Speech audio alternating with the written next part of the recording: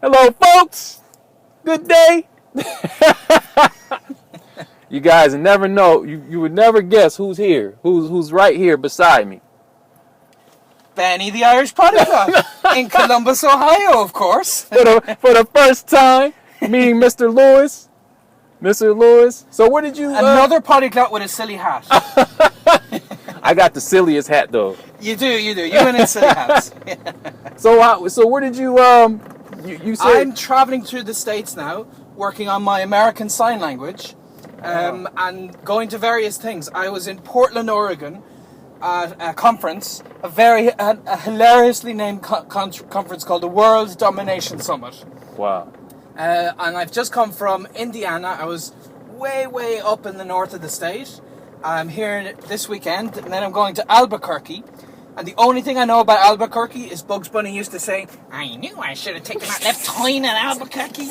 And then finally I'm going to Washington, D.C. for a full week where I want to interview people who work at Gallaudet University using American Sign Language. Yeah, I admire this guy. This guy just, man, if I had the time and the opportunities like you, I would be doing the same thing, traveling around. That's just admirable, man. And you get. I don't think it's about time. I mean, you've a family to support. This is the thing. I'm a single guy, so I don't really need a lot of money, because if you stay in cheap accommodation and my flight, I just bought my flight back to Dublin from Newark Airport. Do you know how much it costed me? How much? $200. Really? Yep, flight from Newark Airport to Dublin, using a lot of travel hacks that More hacks. You gotta guess. Everything's about hacking. Everything's Language about hacking. travel hacking. Language hacking. Oh, is this closed? Oh no! Why?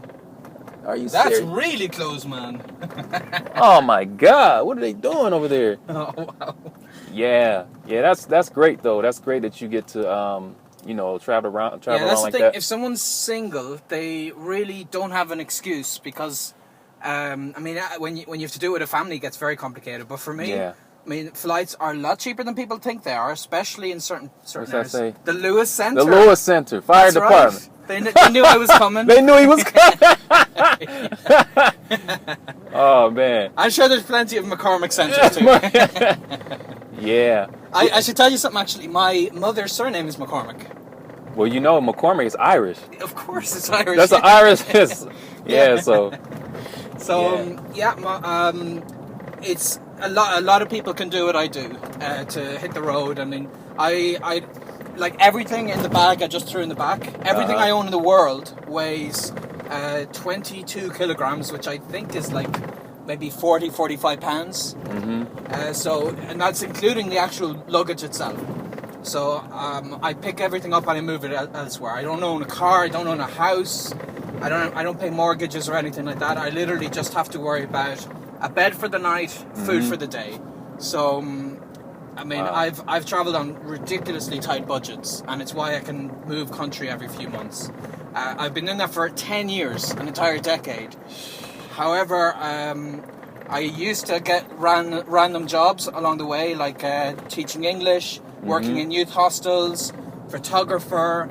I even worked in a yoga store once. A yoga store? And I didn't even know what yoga was. That was the best part. I was the manager of the store selling like Gishnu statues, and I had no idea what yoga was. I just BS'd my way through the job.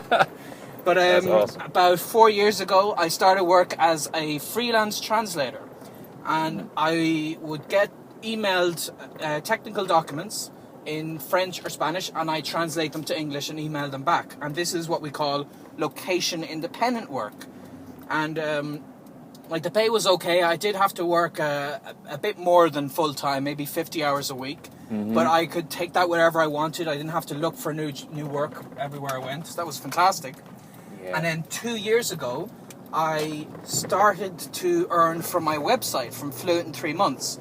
Anyone who goes there, you'll see there's no advertising, nothing like that.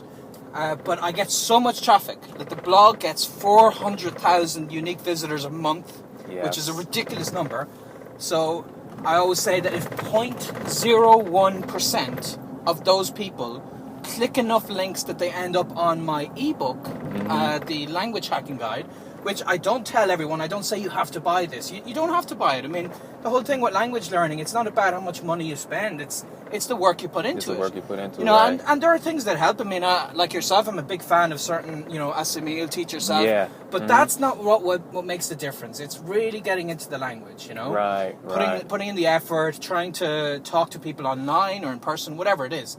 However, you know, I described precisely how I learn it, and that 0.01% of people that buy the book covers all my expenses, because I don't have a lot of expenses. Right. You know? That's a lot. If you guys don't know, if this is your first time seeing or, you know, knowing about the Irish Polyglot, I'll post a link to his channel and his website in this video.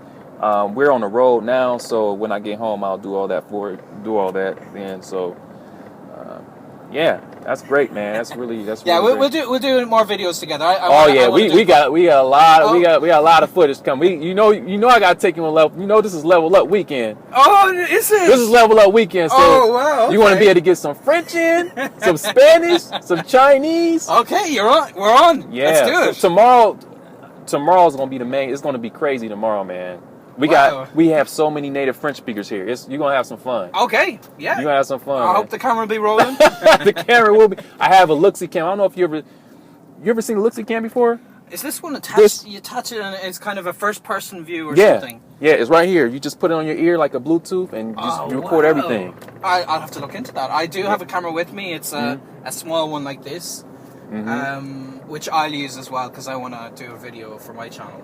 But, if you do a bunch of videos, I'll just plunk them all on my blog. Yeah. Or better yet, after we finish doing that, I mean, if you want, you can copy the file over to your, if you have an extra jump driver SD card. I got like 7 terabytes with me. Wow. Okay. I mean, I don't have a lot of weight, but I do have a lot of information.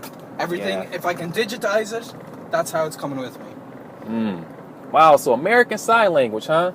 Yes, I don't know if you've ever dabbled in it, but I find it's more efficient for communicating things than spoken language in a lot of situations, depending on what you're talking about. If you're talking about something very technical, you're going to run into problems because you're going to have to fingerspell it. However, if you're telling an anecdote or sharing a personal story, I actually find you can convey a lot more information in a shorter time period than spoken language, because, you're investing yourself, the direction you're looking at, and I just find for telling anecdotes, I much prefer it. I think it's much more efficient. And I just really enjoy it. And the deaf community is, I mean, I don't learn languages for languages. I always tell people, ironically, I write about it all the time, but I don't actually like languages. It is ironic. But I do like using them. I like the people I meet. That's the key, man. And the deaf community, I got to spend a lot of time with them last year in Austin, Texas. And they're just so much more open. I find it's a completely different level compared to normal American society.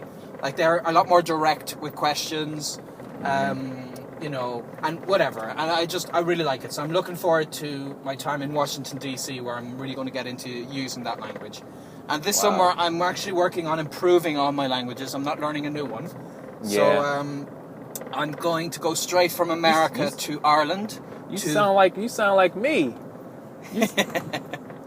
How so? In this context? Because we share a lot of stuff in common. Yeah. Well, I think a lot of people have noticed this. A lot of people noticed this, that I haven't really picked up that many new languages. If you've noticed, I've been going back trying to polish up the older languages. So, I kind of slowed it down. I know Czech now. Czech is a project. That is what the community chose for me. I asked everyone, hey, what language do you guys want me to learn? And everyone said Czech. And I didn't have any intention on learning Czech. I said, you know what? I had to teach yourself, but it's like, I'm not going to learn Czech right now. And I just went ahead and just started learning because of the community. Okay. But other than that, these other ones, I'm really trying to, get better at them. So I'm not really picking up any new languages anytime soon. So all the language you see me study in the past, those ones, I'm trying to work on them a bit more. So, yeah. So this is, you certainly got your plate full. I mean, this is the thing. is at the moment, I did learn Czech and a couple of others like Hungarian and Turkish and so on that I'm not maintaining. So I would not claim to speak these languages in any way because I've forgotten them. Yeah. But there are 10 non-English languages that I do say they're on my list in varying degrees. Some of them would be fluency that, indisputable, like Spanish or whatever, that I've got a C2 diploma. I've worked as an engineer in these languages. And other ones, like my ASL and my Dutch, for example, very rusty, but I can socialize in the languages. Yeah. And I'm kind of working on all of that because, as everyone knows, the theme of my language learning is 3 months. 3 months. So I'm actually only giving 3 months to intensively improving my languages because at the end of September, I'm going to start the next language. I can't tell you what that is. You can't tell, yeah. Because it's a surprise. It's a surprise. It's a surprise. But I will be starting a new language, and that's going to get 100% of my attention. So I will not be maintaining my French and my Spanish and my American Sign Language, and that's why I want to work on them now, so that I can kind of have a guilt-free conscience as I'm focusing on one. You already have a good level on those languages, though, so it's not really... Yeah, it's a good level, but you can always improve. Like there's always room for improvements, of course. With French, for example, I am getting into more the literature side of it. So I've been reading some Jules Verne, Le Tour du Monde en 80 jours. That was a lovely read, very entertaining. With Spanish, I've actually got a linguist who's analysing the way I speak to eliminate my accent. Wow. So that's the kind of next level stuff. There are people who say you can never sound like a native. I completely disagree with them. I think it's the kind of thing that infinite exposure is not necessarily going to make the difference. It's a conscious effort. To look at what you're doing wrong and change one thing at a time. So your sentence cadency and your rhythm, your tonality, and all that kind of stuff. So I'm going to check that out. And then of course the likes of Dutch and American Sign Language. I just need to improve and learn some basics of those. Yeah, so many languages, man. So many languages, very little time. But like you said, like you just mentioned, you said that, speaking with the people, being around the people, is what fascinates you the most when it comes to learning the languages. You said you didn't really like the language, but you just like the people. Yeah, exactly. And I think in a way that helps me learn the language more efficiently, because a lot of people who love languages would be more likely to be perfectionists, and they kind of, they really want to get into the grammar and know as much vocabulary as possible, and that's great. Yeah. But I'm much more pragmatic. I only need to know what I need to start with to start talking to people. So I will speak wrong, and I always tell people that my sense of non-perfectionism is one of my strengths. Yeah. It's one of my biggest strengths, because I'm not afraid to make mistakes in front of human beings, and because of this, I'll get into practice a lot quicker. Right. And then later on, I can improve, like I'm doing now, to improve on my other languages. Yep. All right, we've arrived.